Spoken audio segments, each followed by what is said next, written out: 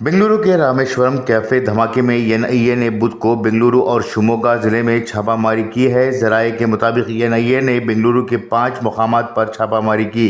शिमोगा के तीर्थहल्ली शहर में भी छापामारी की गई है। जराये ने बताया कि ये छापामारी मुश्तबा शख्स की इत्तला की बुनियाद पर की गई, जो हमलावर से बराह रास्त राब्ते में था। इल्ज़ाम है कि इसी ने हमलावर को इस वारदात को अंजाम देने के लिए माली इमदाद मुहैया कराई थी। ताहम एनआईए की कार्रवाई के हवाले से मज़ीद तफसीलात का इंतज़ार है।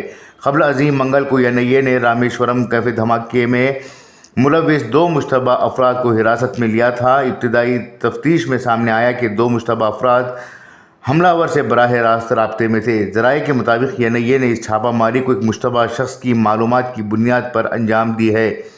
अगरचे एनआईए की छापामारी जारी थी, लेकिन अभी तक हमलावर के बारे में कोई ख़ास इत्तला नहीं मिली है।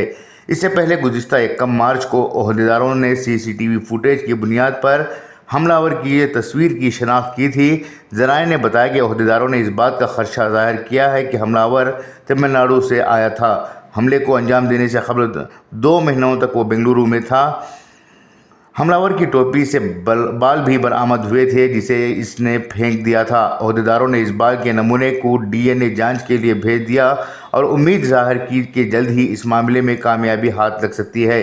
1 मार्च को बर्कफील्ड इलाके में वाक़े रामेश्वरम कैफ़े में धमाका हुआ था। इस हमले को अंजाम देने के लिए हमलावर ने आईईडी का भी इस्तेमाल किया था, जिसकी जद में आकर 9 लोग ज़ख्मी हो गए थे।